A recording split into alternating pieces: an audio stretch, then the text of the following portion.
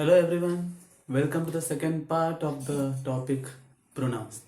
याच्या अगोदरच्या पार्टमध्ये आपण पाहिले होते personal pronouns, demonstrative pronouns, possessive pronouns आणि इंट्रोगेटिव्ह प्रोनाउन्स. आता ह्या टॉपिकमध्ये अजून काही प्रोनाउन्सचे प्रकार आणि त्याचा बारकाईने आपण अभ्यास करणार आहोत. त्यामुळे व्हिडिओ पूर्णपणे पाहायला विसरू नका. कोणताही स्किप न करता प्रत्येक मुद्दा अतिशय चांगल्या पद्धतीने समजून घ्या. तो आपण बोलतोय काइंड्स ऑफ प्रोनाउन्स आणि त्यातला नेक्स्ट आहे that is reflexive pronoun. Very easy to understand. When we listen to the word reflexive, we remember reflection. आता आपण आपलं रिफ्लेक्शन पाहतो. We see our reflection. Means what do we see actually? We see ourselves. Correct ना? जेव्हा आपण reflection पाहतो आपलं म्हणजे आपण स्वतःलाच पाहत असतो. मग त्याच तत्वावरती हे रिफ्लेक्सिव्ह प्रोनाउन जे आहे त्याचं तत्व पण अवलंबून आहे. आता आपण जेव्हा एक्झाम्पल घेऊ त्यावेळी तुम्हाला समजेल हे रिफ्लेक्सिव्ह प्रोनाउन कशा प्रकारे काम करतं. पण सर्वात पहिल्यांदा आपल्याला एक समजून घ्या की रिफ्लेक्सिव्ह प्रोनाउन एंड होताना सेल्फ किंवा सेल्फ्सने एंड होतं. म्हणजे समजा मायसेल्फ, हिमसेल्फ, अनेक वचन असेल तर देमसेल्व्स. सेल्फ हे एक वचनासाठी वापरलं जातं for singular and selves is use for plural. Our selves अशा प्रकारचे. परंतु त्यांचं वाक्यातलं स्थान महत्वाचं आहे. The position of this particular pronounce matters a lot. आपण इथे दोन उदाहरणं घेतली बघा. The first example is I completed the homework myself and second example is he hurt himself. आता याच्यामध्ये पहिलं एक्झाम्पल आपण समजून घेऊया. पहिल्या एक्झाम्पल मध्ये आपलं आय हे काय झालं? सब्जेक्ट झाला. Correct. Completed is the work. आता या ठिकाणी दोन ऑब्जेक्ट आहेत. First object is the homework and second object is myself. Correct. आता ह्या दोन ऑब्जेक्ट मध्ये आपण लक्षात घेऊया. पहिला सब्जेक्ट आय हा जो कम्प्लिटेड हा जो वर्ब आहे ना तो वर्ब मिररचं काम करतो. आपल्याला बुद्धिमत्तेमध्ये प्रश्न येतात बघा स्कॉलरशिपला वगैरे किंवा कोणत्याही कॉम्पिटेटिव्ह एक्झामला मिरर असतो. मिरर इमेज ओळखा तशाच प्रकारचं हे वर्ब जे आहे ना we consider it as a mirror. And त्याच्यानंतर पाहायचं आय हा काय झाला? सब्जेक्ट झाला. आणि मायसेल्फ हा काय झाला? ऑब्जेक्ट झाला. करेक्ट. आता मायसेल्फचा अर्थ काय होतो रे? मायसेल्फ म्हणजे कोण? काय दाखवतं? Myself means I only. Correct. It means the subject and the object represent the same person or same thing. Subject म्हणजेच ऑब्जेक्ट आहे आणि ऑब्जेक्ट म्हणजेच सब्जेक्ट आहे. अशी ज्यावेळी परिस्थिती असते त्यावेळी हे जे प्रोनाउन आहे त्याला आपण रिफ्लेक्सिव्ह प्रोनाउन म्हणतो. म्हणून पहिल्यांदाच मी उदाहरण दिलं होतं की आपण जेव्हा आपलं रिफ्लेक्शन बघतो म्हणजे काय बघतो? आपण स्वतःलाच बघतो. So when the subject and object show और दे आर सेम. करेक्ट. जेव्हा सब्जेक्ट आणि ऑब्जेक्ट सेम रिप्रेझेंट करतं, सेम पर्सन असेल किंवा सेम थिंग असेल त्यावेळी ते प्रोनाउन वापरलं जातं. सेल्फ किंवा सेल्फने असणारं त्याला रिफ्लेक्सिव्ह प्रोनाउन म्हणतो. सेकंड आपण सेंटेन्स बघूया. He hurt himself. He is the subject, hurt is the verb, so verb reflects the mirror, and himself means who? He only. Correct. So subject and object are same. So when the subject and object are same, then this particular pronoun is a reflexive pronoun. म्हणजे त्यावेळी त्याला काय म्हणतो आपण? Reflexive pronoun म्हणतो. समजायला सोपं आहे ना? The next type of pronoun is emphatic pronoun. Emphatic or it is called as emphasizing pronoun also. आता याच्यामध्ये थोडंसं काय माहितीये का कन्फ्युजन काय ते? कारण मगाशी आपण म्हटलं रिफ्लेक्सिव्ह प्रोनाउन सेल्फ आणि सेल्फ्सने एंड होतं. हे प्रोनाउन सुद्धा सेल्फ किंवा सेल्फ्सने एंड होतं. म्हणजे मगाशी म्हटलं आपण माय सेल्फ ourselves, himself. हे रिफ्लेक्सिव्ह प्रोनाउन्स पण आहेत प्लस हे एम्फसाइजिंग प्रोनाउन पण आहे. पण मगाशी व्हिडिओमध्ये एक वाक्य वापरलं होतं बघा, that depends on the position of the pronoun whether it is a reflexive pronoun or an emphatic or emphasising pronoun. हे वाक्यामध्ये ते कुठे आलंय हे बघितल्यानंतर आपल्याला समजलं पाहिजे की ते रिफ्लेक्सिव्ह प्रोनाउन आहे की एम्फसाइजिंग प्रोनाउन आहे ते. आता एम्फसाइजिंग किंवा इम्फॅटिक प्रोनाउन याचा आपण अर्थ समजून घेऊया. एखाद्या गोष्टीवर आपण एम्फसाइज करतो म्हणजे काय देतो, त्याच्यावर आपण स्ट्रेस देतो, त्याच्यावर आपण जोर देतो वाक्यामध्ये बोलताना, त्याला आपण महत्व देतो. Correct. We give importance, we give stress, we lay stress on that particular word.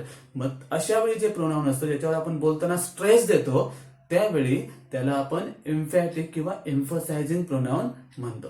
आता मगाशी जे उदाहरण घेतलं होतं ना तेच उदाहरण एक घेऊया. आता ह्या ठिकाणी पहा, I myself completed the homework. Correct. So when I speak this particular sentence कसं बोलणार मी, I myself completed the homework. मग अशावेळी I want to show that I did not take the help of any of the person. I was able to do it, I was able to complete it by myself. Correct. मग अशा वेळी ज्यावेळी आपण बोलताना myself या शब्दावरती stress देतोय, या शब्दाला इम्पॉर्टन्स देतोय, त्यामुळे मायसेल्फ हा जो शब्द आहे तो कोणता आहे, इम्फॅटिक और एम्फसाइजिंग प्रोनाउन आहे. आता ह्या दोघातला फरक समजून घेण्यासाठी मगाचं उदाहरण आपण इथे घेऊया. Now in the first sentence the word myself and the second sentence the word myself, you can easily identify the position. If you can identify the position, you can identify the type of that particular pronoun. जर तुम्हाला position समजली वाक्यातली तर तुम्ही त्या particular प्रोनाउनला सहजपणे ओळखू शकता. मगाशी म्हटलं होतं बघा, पहिल्यांदा वर्ब आहे, पहिल्यांदा सब्जेक्ट आहे, सब्जेक्ट नंतर वर्ब आहे, वर्ब नंतर तुमचं प्रोनाउन आहे. मग ज्यावेळी ते वर्बच्या नंतर असतं त्यावेळी ते काय असतं, रिफ्लेक्सिव्ह असतं. करेक्ट. मग हे सेंटेन्स बोलताना आपण सिंपल बोलतोय, I completed the homework myself. पण ज्यावेळी त्याची पोझिशन चेंज झाली बघा, where is the verb and where is the verb here. Before the verb when it comes and we lay emphasis on that, ज्यावेळी ते वर्बच्या समोर अगोदर येतं आणि अगोदर येऊन त्याच्यावरती आपण स्ट्रेस देतो त्यावेळी ते प्रोनाउन असतं इम्फॅटिक किंवा एम्फसाइजिंग. मग मगाशी बोललेल्या सेंटेन्सचं प्रोनाउन्सिएशन वेगळं आणि आता आपण सेंटेन्स बोलतो त्यावेळी कसं बोलतो बघा, I myself completed the homework. मग त्यावेळी मायसेल्फ या शब्दावरती आपण स्ट्रेस देतोय, त्या शब्दाला इम्पॉर्टन्स देतोय, एम्फसिस देतोय, त्यामुळे मायसेल्फ हा शब्द जो आहे तो इम्फॅटिक और एम्फसाइजिंग प्रोनाउन आहे. So the difference between the reflexive pronoun and emphasising pronoun or emphatic pronoun is very easy. When it comes before the verb, that is emphatic pronoun. When it comes after the verb as an object, then it is a reflexive pronoun in the sentence. I hope this information was clear to you, or you can identify the difference with this trick very easily. So the next type of pronoun is relative pronoun, and we all can relate. Relative म्हणजे काय, जो संबंध दाखवतो. But here, relative pronoun is used to join two sentences. Correct? And that relates something. For example, मी जर घेतलं, हे दोन examples आहेत बघा, त्याच्यावर दोन सेंटेन्सवरून आपण हे एक्झाम्पल्स व्हेरी इझिली समजून घेऊ शकतो. What is relative pronoun. Relative pronoun हे कशासाठी यूज केलं जातं, we use it to join two sentences and it relates something. Relate something means what? It relates to the subject. It specifies the subject. आता याच्या ठिकाणी बघा, this is the boy. Correct? And second clause, second sentence is who gave me the book. आता याच्यामध्ये joining word वापरलाय, कोणता, who. तुम्ही म्हणाल हु हा वापरला होता कशामध्ये, इंट्रोगेटिव्ह प्रोनाउन मध्ये पण वापरला होता. But this is not an interrogative pronoun, because interrogative pronoun ज्यावेळी आपण यूज करतो त्यावेळी वाक्याच्या शेवटी काय असतं, क्वेश्चन मार्क असतो. This word is not used to ask question. हा शब्द प्रश्न विचारण्यासाठी वापरलेला नाहीये, त्यामुळे हे इंट्रोगेटिव्ह प्रोनाउन येत नाही. तर हा क्लॉज आणि हा क्लॉज जॉईन करण्यासाठी कुठेतरी हु हा शब्द वापरलेला आहे. अँड हु मीन्स कोण, हू कशासाठी वापरलाय? This is the boy who gave me the book. Who means the boy. म्हणजेच हा जो वर्ड आहे हू हा सब्जेक्ट साठी आलेला आहे, बॉय साठी. करेक्ट. म्हणजेच ज्यावेळी एखादा शब्द दोन वाक्य किंवा क्लॉज जोडण्यासाठी वापरतोय, तो रिलेट करतोय सब्जेक्टशी, त्यावेळी त्याला आपण म्हणतो relative pronoun. So in the first sentence who, this word is the relative pronoun. Second sentence I have a book that is interesting. आता ह्या ठिकाणी इथे आहे सेकंड क्लॉज आहे, जॉईन करण्यासाठी आपण दॅट हा शब्द वापरलाय. That stands for what? That is interesting. That is interesting म्हणजे काय नेमकं इंटरेस्टिंग आहे? What is interesting? Interesting is the book. So definitely this word that specifies the book, means the subject of the sentence. So that is also a relative pronoun. म्हणजे आपण समजून घेऊया की relative pronoun connects the sentences and that specifies the noun in the earlier sentence. यानंतर next type of pronoun आहे indefinite pronoun. आता indefinite म्हणजे आपण काय म्हणतो? Which is not definite. Correct? Means non-specific. Means the pronouns that are used for non-specific persons or non-specific things, they are called indefinite pronoun. म्हणजे जे आपल्याला माहित नाही, जे आपल्याला specifically we don't have any idea about it, about the doer or about the subject. That particular pronoun is called as indefinite. आता example घेतल्यानंतर, उदाहरण घेतल्यानंतर आपल्याला समजेल. आता याच्यामध्ये बघा, someone knocked the door. Knock म्हणजे आपल्याला माहिती आहे, म्हणजे दरवाजावर टक टक टक टक केला. Someone knock the door, we do not know anybody. Who is there? आपण समजा विचारलं किंवा आपण घरामध्ये आहोत आणि अशा वेळी कोणत्या बाहेरनं नॉक केलं, आपल्याला आयडिया असेल का? नाही. पण आपण काय म्हणतो? Who is there? Someone knock the door. Okay. Someone आपण स्पेसिफिक सांगू शकतो का कोणी आहे ते? नाही. It means that is for the non-specific person. That is why it is an indefinite pronoun. Second one, everyone is happy. Everyone, there is no specific person mentioned over here. Everyone म्हणजे एखाद्याचं कोणाचं specific नाव नाहीये किंवा कोणा specific विषयी आपण बोलत नाही आहोत. त्यामुळे हे नॉन स्पेसिफिक असल्यामुळे अशा प्रकारची उदाहरणं ही इनडेफिनेट प्रोनाउन मध्ये येतात. त्यानंतर पुढचा प्रकार आहे, the next type of pronoun is the reciprocal pronoun. There are some maybe two people or more people do the same action.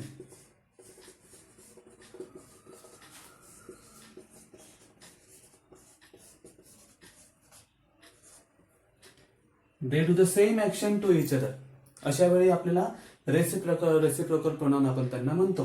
आता हे रेसिप्रोकल प्रोनाउन इंग्लिश ग्रामर मध्ये फक्त दोनच आहे. First one is each other and second one is one another. आता याच्यामधलं each other जे आहे, we use it for two people, two things actually not two people. दोघांसाठी असेल तर आपण ईच अदर म्हणतो, अँड मोर दॅन टू असेल